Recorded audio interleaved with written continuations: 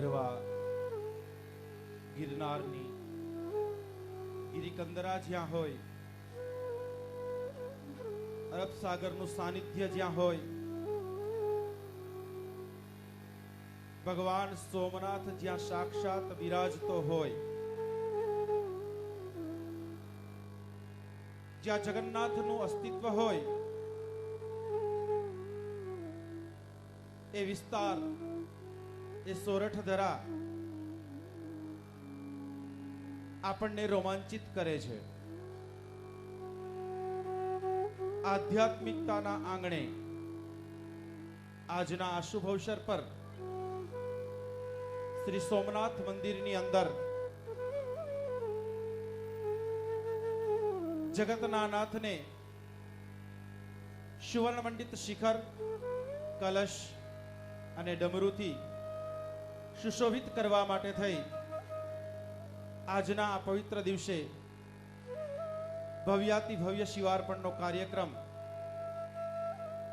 આપણે માણી રહ્યા છીએ. ત્યારે આપની વચ્ચે મહાનુભાવોની હાજરી અને ગુજરાત રાજ્યના માનનીય મુખ્યમંત્રી શ્રી નરેન્દ્ર મોદી સાહેબની ઉપસ્થિતિ એ ગીર સોમનાથ જિલ્લાનું ગૌરવ છે, જેની રક્ષા સાક્ષાત મહાકાલી મૈયા કરતું હોય. એ વિસ્તાર ક્યારેય માય કાંગલો ના હોય, ક્યારેય નિર્બળ ન હોય. જે વિસ્તારના ભાઠામાંથી સમરાંગણમાં લડી શકે તેવા વીરો અને શહીદો પેદા થતા હોય, તે વિસ્તારની જનતાને ભગવાન સોમનાથ અને ભગવાન જગન્નાથનું સતત અને સતત સાનિધ્ય સાંપડે છે. પોતાની માતૃભૂમિ અને તેમના સંતાનો માટે જાતને ઘસી શકે તેવા સમર્થ નેતાઓ આ ધરતીએ આપ્યા છે. આ ભૂમિ એ ઋષિમુનિઓની ભૂમિ છે, તીર્થભૂમિ છે, જ્યાં દધીચી, દ્રૌમ્ય અને પરાશર જેવા ઋષિઓને આવીને આ પાવન ધરતી પર રહેવાનું મન થાય. એવા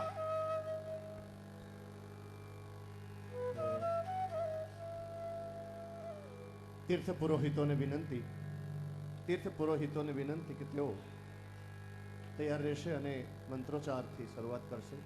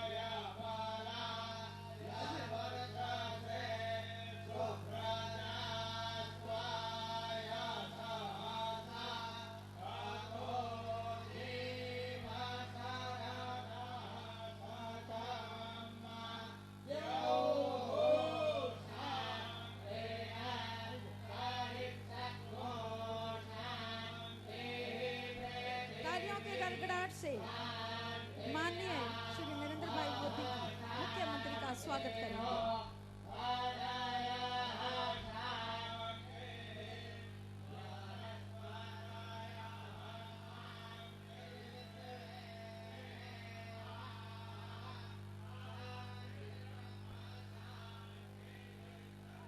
उद्घाटक करता मुख्यमंत्री श्री गुजरात राज्य एवं ट्रस्टी श्री सोमनाथ ट्रस्ट माननीय श्री नरेंद्र भाई मोदी जी एवं अध्यक्ष श्री सोमनाथ ट्रस्ट पूर्व मुख्यमंत्री श्री गुजरात राज्य माननीय केशव पटेल जी का फूल हार से स्वागत करेंगे। श्रीमान गेंदालाल स्मानी जी, श्रीमान रामनिवास राठी जी, श्रीमान महेश चंद्र लड्डा जी, श्रीमान त्रिभुवन प्रसाद काबरा जी, श्रीमान ओम प्रकाश साबू जी एवं श्रीमान बंशीलाल। हरिया प्लीज। हमारे माननीय अध्यक्ष श्री एवं हमारे माननीय मुख्यमंत्री जी का स्वागत फुलहार से किया जाएगा। केशव भाई जी का स्वागत करेंगे श्रीमान गेंदालाल जी, श्रीमान रामनिवास जी, श्रीमान बंशीलाल जी। हमारे मुख्यमंत्री जी का स्वागत कर रहे हैं श्री महेश चंद्र लड्डा जी, श्रीमान त्रिभुवन प्रसाद काबरा जी एंड श्रीमान ओम प्रकाश साबू जी। हरिया प्लीज। इसके बाद बहनों नम्रता सोमानी, इंदिरा राठी एंड कौशल्या लड्डा तैयार रहें। पद्म भूषण श्रीमती राजश्री बिरला जी का स्वागत करने के लिए फूलहार से महानुभावों का स्वागत हो रहा है।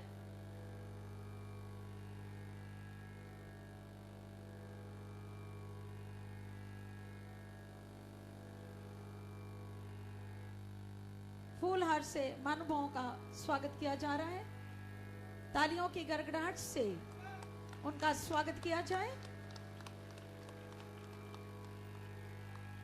मुख्यमंत्री श्री नरेंद्र भाई मोदी जी का एवं अध्यक्ष श्री माननीय केशव भाई पटेल जी का धन्यवाद। Namrata Smani, Indira Rathi and Kaushalya Ladda please stage पर आ जाएं। पद्म भूषण श्रीमती राजश्री बिरला जी का फूलहार से स्वागत करें। हरिया प्लीज।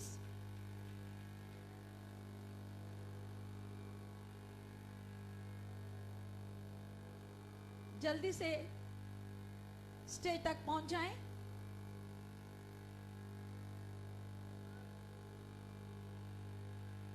मुख्य अतिथि माननीय श्रीमती राजश्री बिरला जी का स्वागत हो रहा है तालियों की गड़गड़ाहट से। अभी मुख्य अतिथि माननीय बाबूभाई बोकरिया जी का जेडी परमार से प्लीज स्टेज पर आ जाएं। अतिथि विशेष पद्मश्री बंशीलाल राठी जी का राम गोपाल खटोर जी, त्रिभुवन प्रसाद जी का गोविंद जी मुंद्रा जी एंड श्री रामनिवास राठी जी का महेश चंद्र लड्डा जी जल्दी से स्टेज पर आ जाएं और इन सब महानुभावों का फूलहार से स्वागत करें।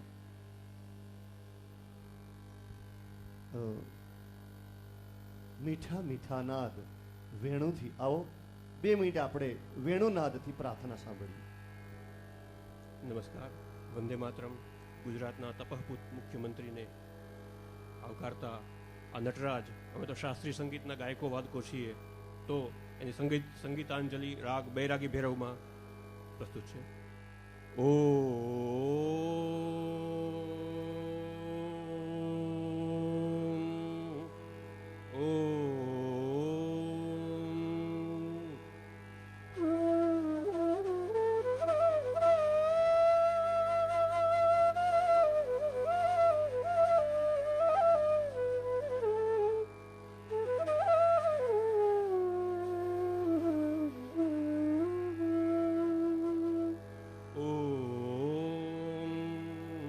शङ्खेन्द्वा भमतीव सुन्दरतनुं शार्दूलचर्माम्बरं कालव्यालकरालभूषणधरं गङ्गाशशाङ्कः प्रियम् ॐ काशीशं कलिकल्मषौघशमनं कल्याणकल्पद्रुमम् नौमिद्यं गिरिजापतिं गुणनिधिं कन्दर्पहं शङ्करं कन्दर्पहं शङ्करं कन्दर्पहं शङ्करम् ओ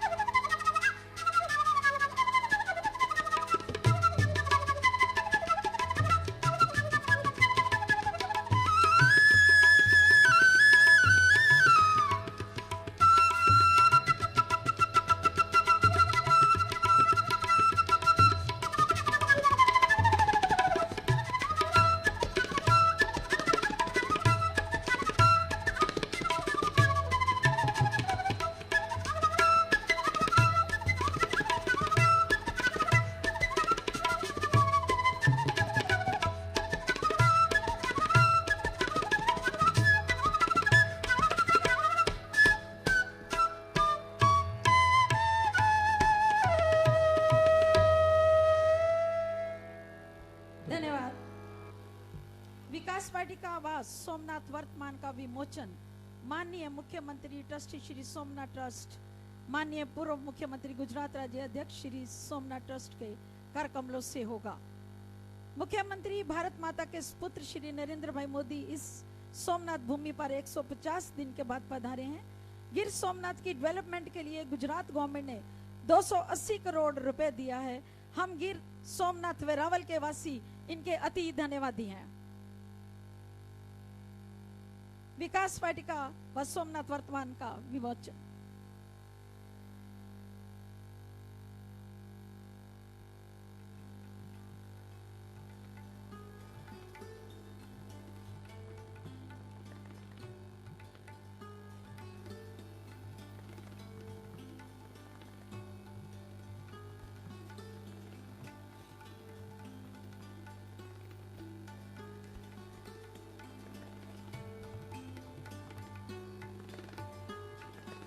धन्यवाद।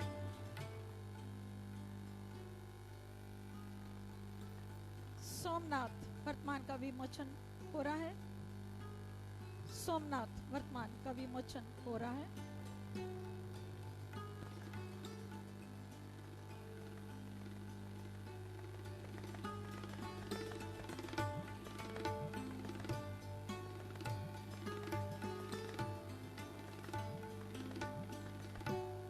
धन्यवाद।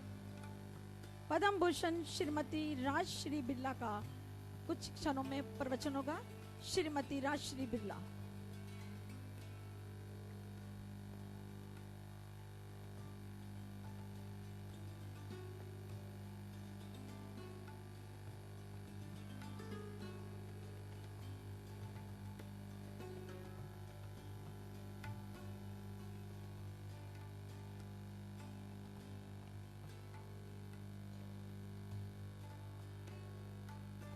जय सोमनाथ जी।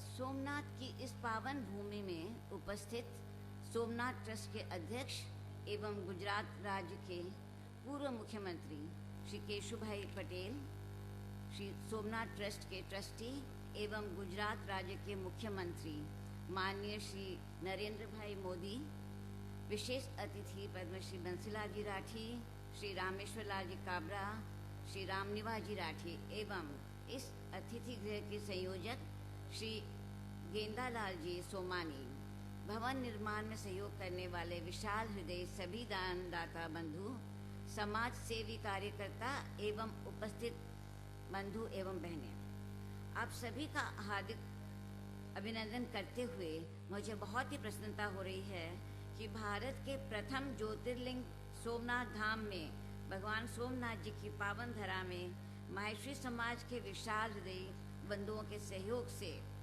माहेश्वरी समाज अतिथि गृह का निर्माण किया गया है, जिसका लोकार्पण गुजरात राज्य के लोकप्रिय यशस्वी मुख्यमंत्री माननीय श्री नरेंद्र भाई मोदी के कर कमलों द्वारा हुआ है। यह हम सभी के लिए बड़े ही सौभाग्य की बात है। इस भव्य समारोह में सहभागी होने का मुझे भी अवसर मिला, यह मेरे लिए गर्व की बात है। श्री सोमनाथ ज्योतिर्लिंग का विशेष स्थान है और अपना स्वयं का इतिहास भी है। सोमनाथ के आसपास द्वारका, भेट द्वारका जैसे 30 स्थान हैं और इसके नज़दीक में ही पोरबंदर, राजकोट, जामनगर आदि अनेक पर्यटन स्थल भी है। यहाँ देश विदेश से प्रतिवर्ष लाखों श्रद्धालु, भक्तजन एवं पर्यटक आते हैं। उनके आवास की आवश्यकता के ध्यान में रखते हुए समाज के विशाल हृदय दानदाता बंधुओं के सहयोग से अत्याधुनिक सुविधा से युक्त श्री सोमनाथ माहेश्वरी समाज अतिथि गृह का निर्माण किया गया है, जिसके लिए मैं सभी सहयोगी दानदाता बंधु, श्री सोमनाथ ट्रस्ट के समस्त ट्रस्टी मंडल, श्री सोमनाथ माहेश्वरी समाज अतिथि गृह के संयोजक एवं सहयोगी बंधुओं का हृदय से अभिनंदन करती हूँ और बधाई देती हूँ। धन्यवाद। परम आदरणीय मुख्यमंत्री जी के उद्बोधन से पहले मैं आम नागरिकों का एक मैसेज पहुंचाना चाहती हूँ। कृपया प्रधानमंत्री जी नरेंद्र मोदी जी हमारा एक नागरिकों का मैसेज सुने कि किसी प्रसंग में हम महाराष्ट्र, कर्नाटका, तमिलनाडु और गोवा तक बाई रोड गए थे और जहां जहां भी हम ईंधन भरवाते, हमारी गाड़ी का नंबर जीजे जो भी पड़ता वो एक ही भाषा में बोलता था, ओ नरेंद्र मोदी। मोदी पर विश्वास की जो चमक हमने उनकी आंखों में देखी है, आम नागरिक का फर्ज पूरा करते हुए हम ये उनकी इच्छा आप तक पहुंचाना चाहते हैं, नव भारत निर्माण के लिए। धन्यवाद। अब मैं मुख्यमंत्री जी को उद्बोधन के लिए आमंत्रित करती हूँ।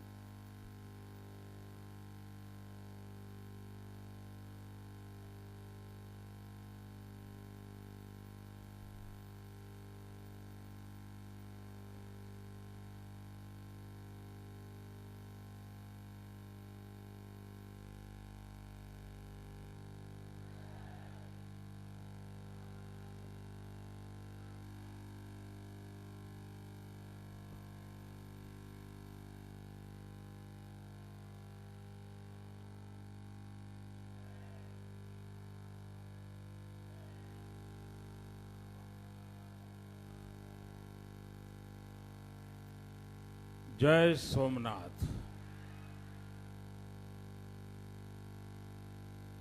मंच पर विराजमान सोमनाथ ट्रस्ट के अध्यक्ष,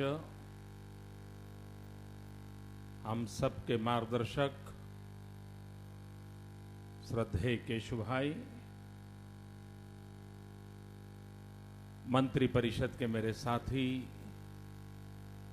श्रीमान बाबू भाई बोखरिया, जिला परिषद के अध्यक्षा श्रीमती देवी बहन, आज इस कार्यक्रम में विशेष रूप से पधारे हुए बिरला परिवार से आदरणीय श्रीमती राजश्री बिरला जी, श्री राठी बंसीलाल जी, श्री राम निवास राठी जी, श्रीमान जेपी सोमानी जी, श्रीमान त्रिभुवन काबरा जी, लखी परिवार से जिन्होंने स्वर्ण का दान किया, परिवार से श्रीमान विषमदास जी अभी अभी राज्यसभा में चुनकर के सांसद बने हैं। एक माछीमार परिवार का बेटा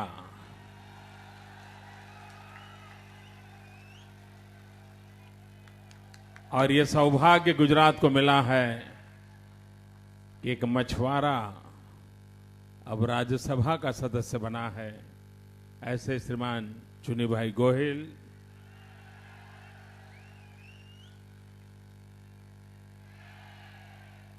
हमारे विधायक श्रीमान राजेश चुडासमा जी,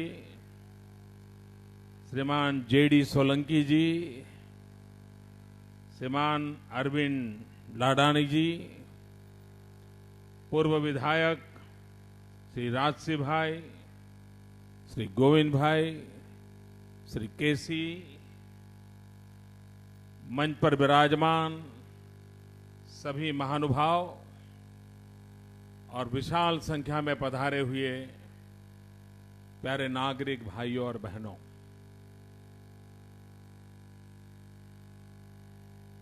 अब सोमनाथ जिला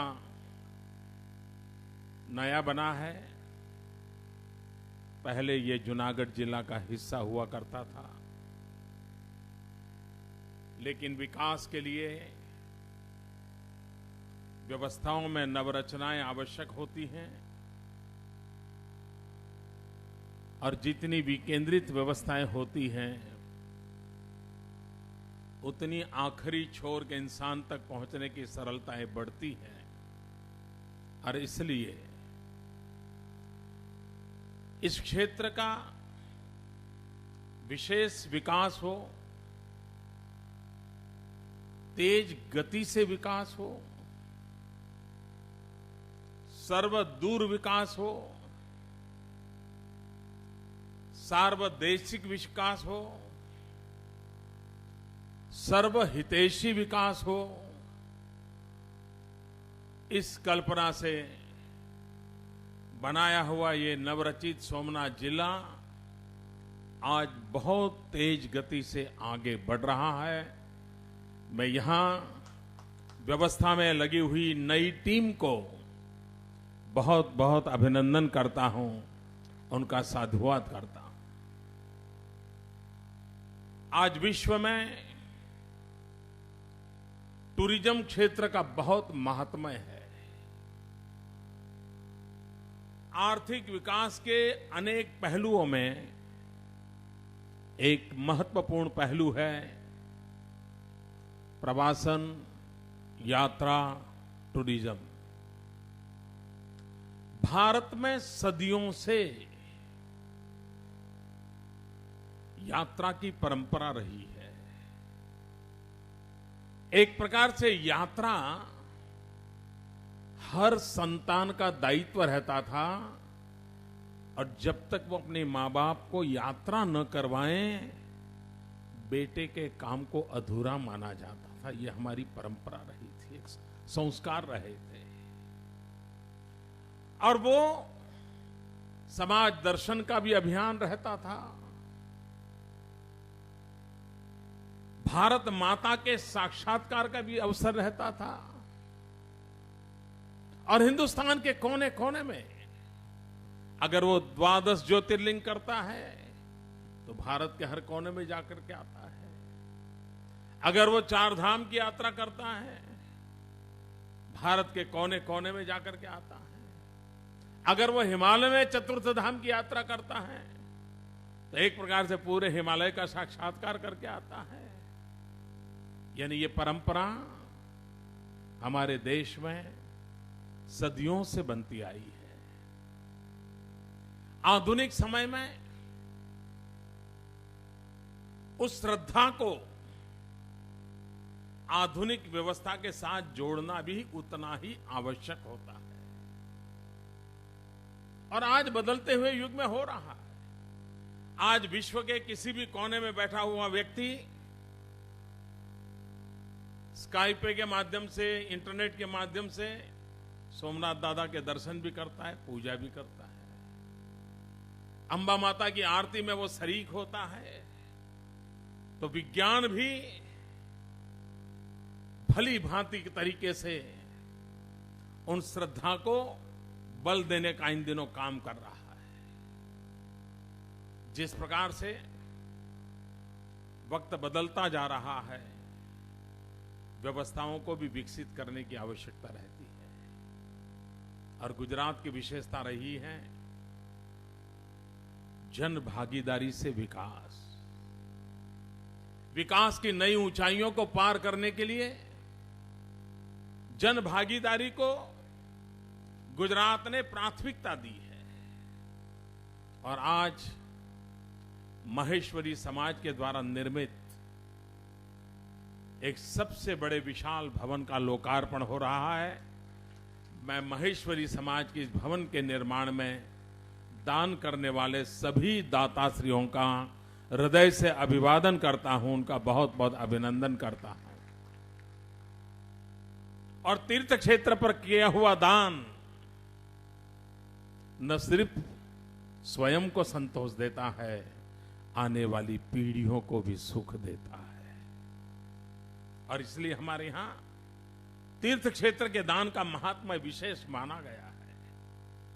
मैं आज स्वर्ण मंदिर बनने जा रहा ये सोमनाथ का मंदिर, हम इतिहास में पढ़ते थे कि ये सोने के अंबार थे इस मंदिर में। तभी तो आतताइयों ने बार बार इसको लूटने की कोशिश की थी। हर मार्ग से उसको लूटने का प्रयास हुआ था। हमारी वो विरासत लूट गई थी। और कभी कभी मैं सोचता हूं, अगर सरदार वल्लभ भाई पटेल न होते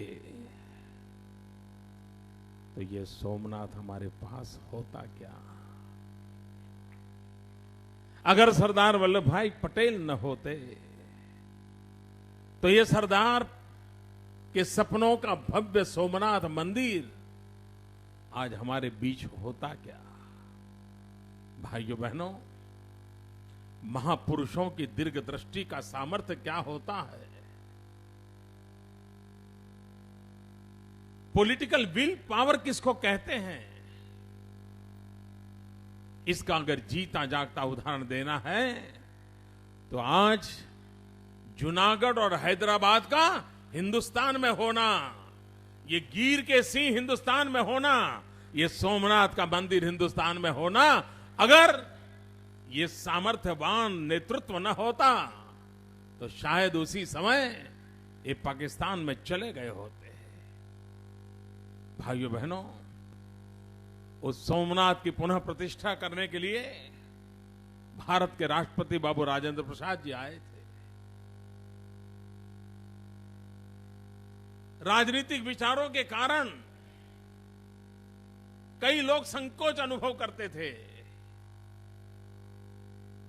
कई लोगों की इच्छा थी, बड़े पद पर बैठे हुए लोगों की, कि राजेंद्र बाबू न जाए तो अच्छा। लेकिन राजेंद्र बाबू आए, उस प्राण प्रतिष्ठा के समारोह में वो शरीक हुए।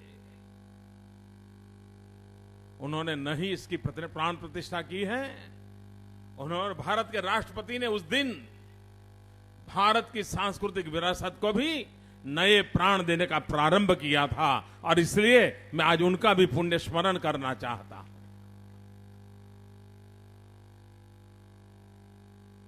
सोमनाथ की इस महान भव्य विरासत का वर्णन सुना था, लेकिन क्या कभी किसी ने सपना देखा था कि वो सोमनाथ का मंदिर फिर से स्वर्ण जड़ित बन सकता है? क्या कभी किसी ने सोचा था कि उस महान विरासत को फिर से एक बार वैसा ही दैदीप्यमान सामर्थ्य हम दे पाएंगे? भाइयों बहनों, वो सपना आज साकार होता दिखाई दे रहा है। कमा मुंशी जहां भी होंगे, उनकी आत्मा सरदार वल्लभ भाई पटेल की आत्मा जहां भी होगी, ये स्वर्ण कलश वाला सोमनाथ मंदिर सबसे ज्यादा अगर शाता देता होगा तो कमा मुंशी और सरदार वल्लभ भाई पटेल को देता होगा। ये छोटा काम नहीं है, ये रुपये पैसों में तोलने वाला काम नहीं है। जिन्होंने दान दिया है वो लाखी परिवार और उनके सभी दाताश्री, उन्होंने इतिहास को एक स्वर्णिम ताकत दी है।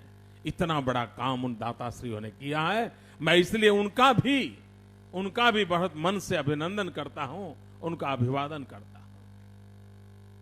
भाइयों बहनों, यह हमारा समुद्री तट है।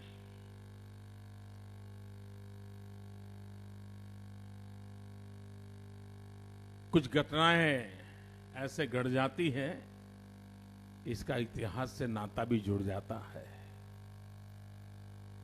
हमारे देश में आज से 37 ईयर पहले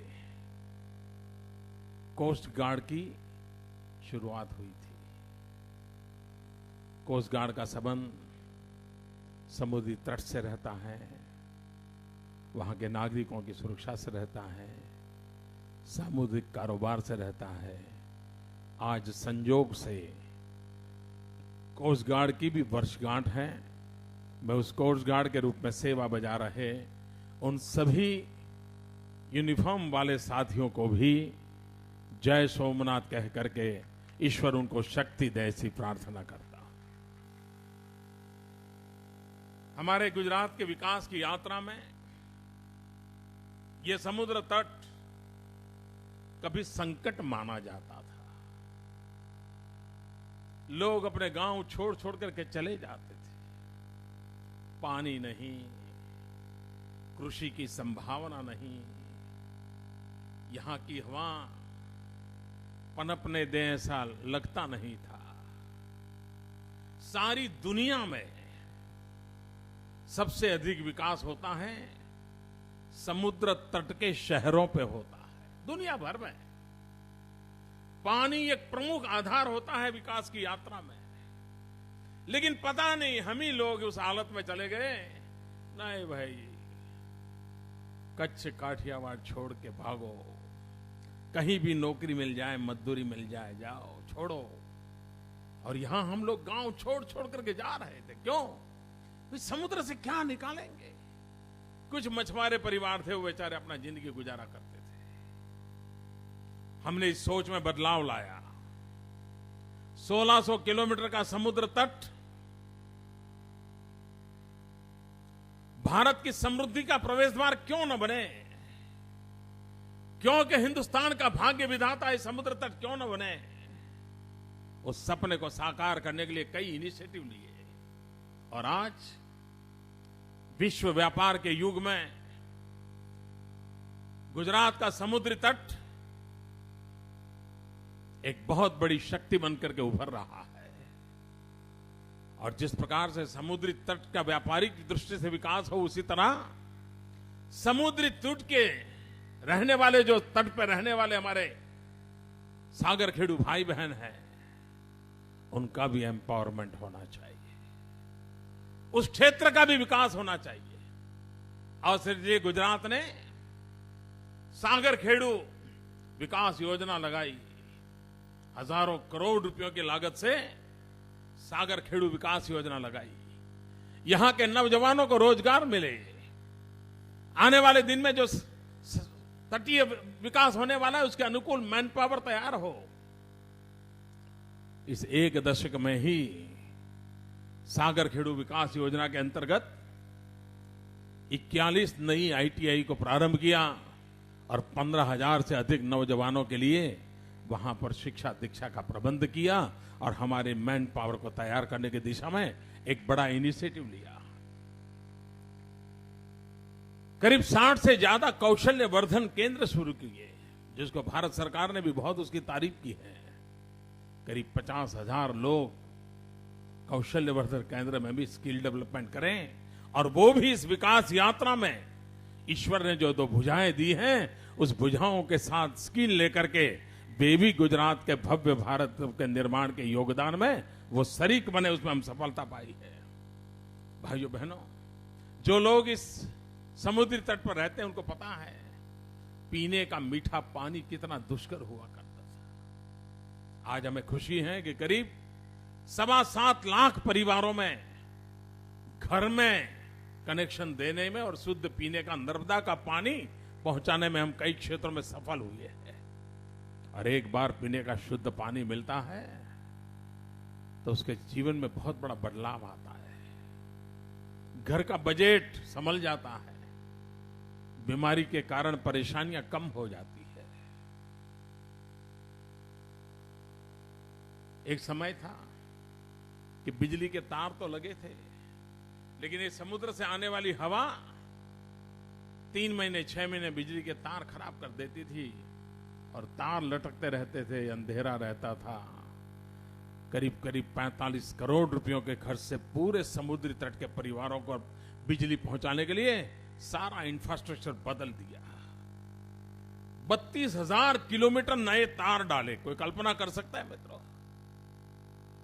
और करीब 62,000 नए खंभे डाले, क्योंकि समुद्र तट पर रहने वाले हमारे मछुआरों को बिजली का जो बार बार संकट होता है उससे मुक्ति मिले। यहां के हेल्थ को लेकर के 50 से ज्यादा नए सामूहिक आरोग्य केंद्र, करीब 150 से ज्यादा पीएचसी, 55 108 एम्बुलेंस, 7,500 करीब नई आंगनवाड़ियां। आप कल्पना कर सकते हैं कि पूरे क्षेत्र के विकास के लिए एक होलिस्टिक अप्रोच के साथ सरकार ने कितनी नई योजनाएं बनाई हैं। करीब 102 गांव तो ऐसे हैं कि जहां पीने के लिए आरओ प्लांट लगा करके पीने का शुद्ध पानी मिले, इसके लिए भी प्रयास किया गया है। मेरा कहने का तात्पर्य यह है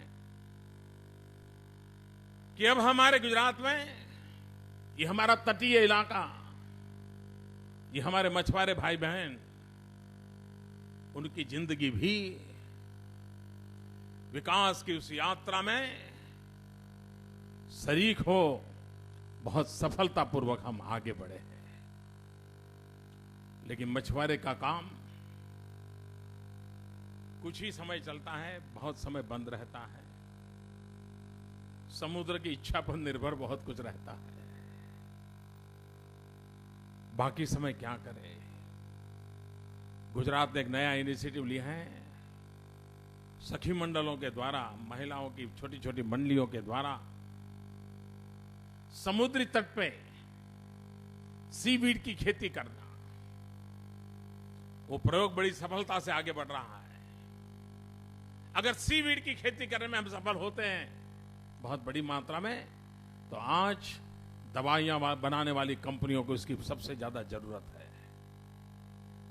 समुद्र तट की पूरी इकोनॉमी में एक बहुत बड़ा बदलाव इस सीवीड की खेती के कारण आने वाला है और पर्यावरण की बहुत बड़ी रक्षा होने वाली है। उसका एक बहुत बड़ा इनिशिएटिव राज्य सरकार ने लिया है। उसका लाभ आने वाले दिनों में होने वाला है। भाइयों बहनों, मुझे एक भाविका की चिट्ठी मिली है।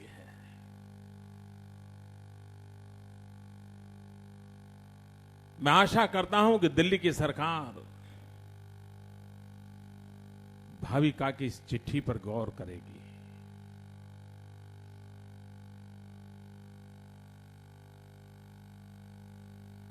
भाविका इसी समुद्र तट की एक बेटी है। 12 साल की उसकी आयु है। 3-4 साल का उसका छोटा भाई है। भाविका की मां का स्वर्गवास हो चुका है। 2 भाई बहनें हैं और उसके पिता रोजी रोटी कमाने के लिए समुद्र में गए। पाकिस्तान ने उनको कैद कर लिया। वे पाकिस्तान की जेल में थे। पाकिस्तान की जेल में उनकी मृत्यु हो गई। आप कल्पना कर सकते हो, वो दो बच्चे जिनके पिता की पाकिस्तान की जेल में मृत्यु हुई है, जिनकी मां का स्वर्गवास हो चुका है, और अब तक 3 महीने होने आए, पाकिस्तान सरकार उनका डेड बॉडी नहीं दे रही है। और डेड बॉडी न देने का कारण यह बताया गया है कि इस भाविका ने आवाज उठाई थी कि पहले बताओ मेरे पिता की मृत्यु जेल में कैसे हुई। उसके मेडिकल रिपोर्ट क्या है, उसके पोस्टमार्टम रिपोर्ट क्या है। दिल्ली सरकार ये जवाब नहीं दे पा रही है। पाकिस्तान सरकार जवाब देना नहीं चाहती है। और 12 साल की बच्ची दिल्ली सरकार के दरवाजे पर दस्तक दे रही हैं न्याय के लिए। मैं प्रधानमंत्री से प्रार्थना करता हूं, वो भाविका की आवाज को सुने, उसके पिताजी के डेड बॉडी को हिंदुस्तान लाने का प्रबंध करें। ये छोटे छोटे बच्चे उनके मां बाप के आखिरी दर्शन करना चाहते हैं, अपने हाथों से उसे अग्नि संस्कार करना चाहते हैं। भारत सरकार भाविका की आवाज को सुनेगी। मैं आग्रह करता हूं भारत सरकार से कि हमारे मछुआरों के साथ पाकिस्तान में जो हो रहा है, देश अपनी ताकत का परिचय दे।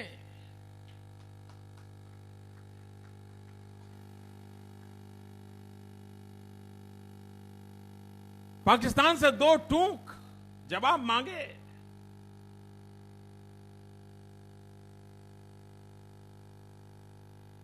कब तक हमारे मछुआर भाई बहन ये यातनाएं झेलते रहेंगे। भाइयों बहनों, जूनागढ़ और सोमनाथ ये 2 जिले एक प्रकार से गुजरात के टूरिज्म की राजधानी है। गांधीनगर भले ही सरकार की राजधानी क्यों न हो, लेकिन टूरिज्म की राजधानी तो सोमनाथ और जूनागढ़ है। एक जिले में टूरिज्म के लिए इतनी सारी संभावना है सोमनाथ और जूनागढ़ जिले में। यहां के जन जीवन में हमने कल्चर बनाना पड़ेगा जो देश और दुनिया के टूरिस्टों को आकर्षित करे, उनको यहां आने का मन करे और वापस जाएं तो कुछ अच्छी बात लेकर के जाएं। हमारी धरती पर आया हुआ हर मेहमान, हमने तो उसको ईश्वर के रूप माना गया है। उसकी जितनी हम खातिरदारी करें, जितना उसका लालन पालन करें, ताकि दुनिया में जहां जाए वहां कहे कि भाई मैं गुजरात गया था, मैं सोमनाथ गया था, मैं गिर के शेर के पास गया था, मेरा अद्भुत अनुभव था, वहां के लोग बहुत अच्छे हैं, वहां के लोगों का व्यवहार बहुत अच्छा है। ये मैसेज जितना तेजी से जाएगा उतने ज्यादा टूरिस्ट आएंगे। जितने टूरिस्ट ज्यादा आएंगे उतनी हमारे नौजवान को रोजी रोटी मिलेगी। हमारा प्यार दुनिया को हमारी धरती पर खींच के लाने की ताकत रखता है। हमारा एक एक शब्द, हमारी वाणी, हमारा वर्तन, हमारा व्यवहार, इस पर हम जितना बल देंगे उतना ही हमारा टूरिज्म का विकास होगा। फिर एक बार मैं आदरणीय केशु भाई का अभिनंदन करता हूं, सोमनाथ ट्रस्ट की इस विकास की यात्रा का अभिनंदन करता हूं, दाताश्रियों का अभिनंदन करता हूं और आप सबका बहुत बहुत धन्यवाद। जय सोमनाथ। परम आदरणीय केशुभाई पटेल भूतपूर्व मुख्यमंत्री एवं अध्यक्ष श्री सोमनाथ ट्रस्ट को सम्मान सहित आशीर्वाद प्रवचन के लिए आमंत्रित करती हूं।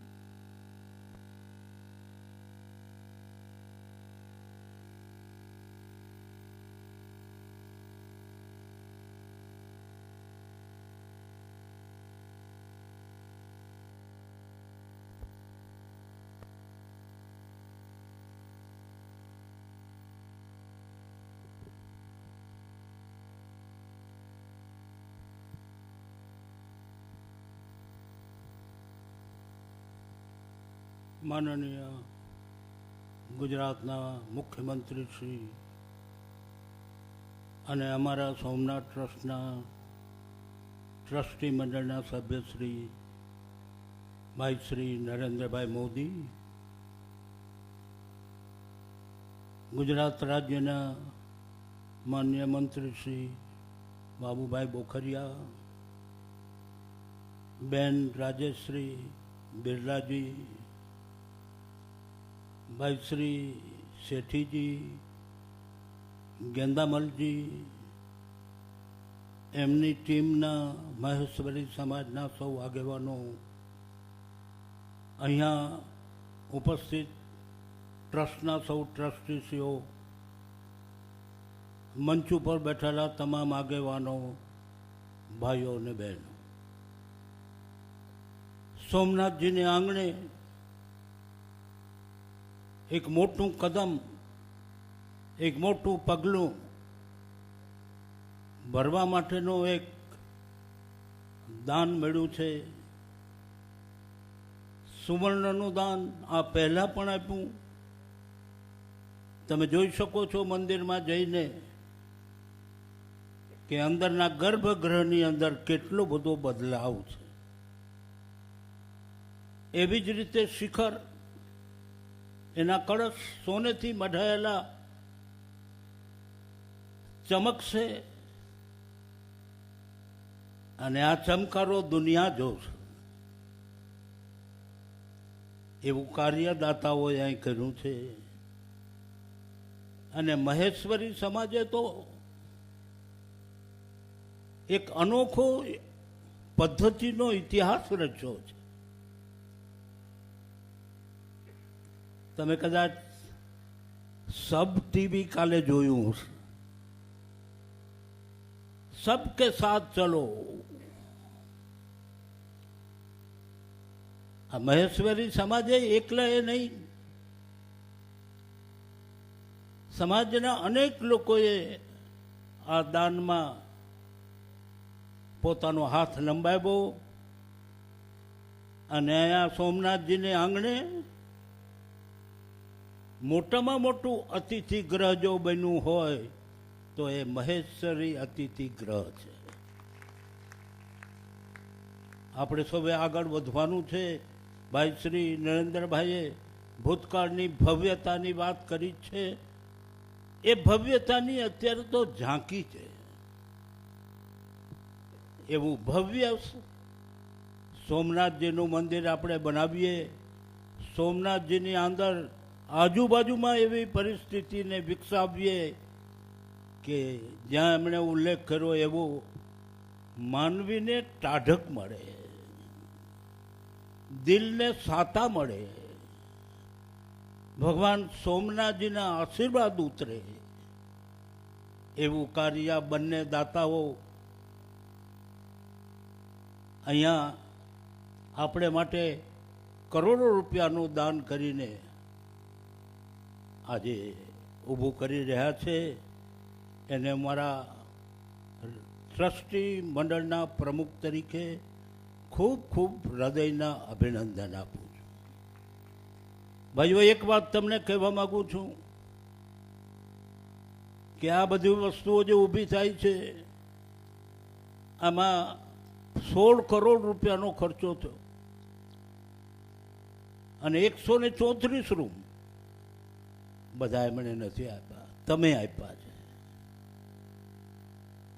તમે અહીં દર્શને આવો છો એ પૈસા છે.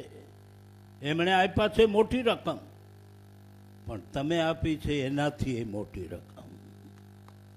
દર્શનાર્થીઓ જે દાન પેટીમાં નાખે છે એને પાયે પાયનો ઉપયોગ આપણે પ્રજાના હિત ખાતર, સમાજના હિત ખાતર અને અહીંયા આવેલો માનવી એક એની શ્રદ્ધા દ્રઢ બને એ પ્રકારનું કાર્ય આપણે કરી રહ્યા છે. તમારા સૌનો સાથ અને સહકાર મળતો રહેશે. મહેશ્વરી સમાજનો પણ સાથ અને સહકાર હજી મળવાનો છે એવી મને વાત કરી છે. અને ભાઈ લેખી પરિવાર એમણે દિલ્હીમાં અને મુંબઈમાં બેઠા બેઠા આપણને ખૂબ ખૂબ મદદ કરી છે. એ સૌનો હું ખૂબ ખૂબ આભાર માનું છું. ભાઈ શ્રી નરેન્દ્રભાઈ મોદી એ ભલે ટ્રસ્ટી મંડળના સભ્ય હોય તો પણ આ પ્રસંગની અંદર આવીને એવું ઉદ્બોધન પ્રેરક એવું ઉદ્બોધન કર્યું છે. એ બદલ એમનો પણ હું ચેરમેન તરીકે આભાર માનું છું. અને આપ સૌ જે અહીંયા ઉપસ્થિત રહ્યા છો એ બધાનો પણ ભાઈઓ અને બહેનોનો ખૂબ ખૂબ આભાર માનું છું. જય સોમનાથ. जय सोमनाथ. मोदी जी के लिए हवाओं के हाथ एक पैगाम आया है, रोशनी के साथ एक अरमान आया है. बेजान शरीर में जान डालने, बेजान हृदय में धड़कन डालने, भारत में देखो एक लाल आया है. सफलता आपके कदम चूमे, हमारी यही अभिलाषा है. जय हिंद. મહેમાનો વાલા પુનઃ પધારજો. સૌનો સોમનાથ ટ્રસ્ટ વતી ખૂબ ખૂબ આભાર, ખૂબ ખૂબ આભાર.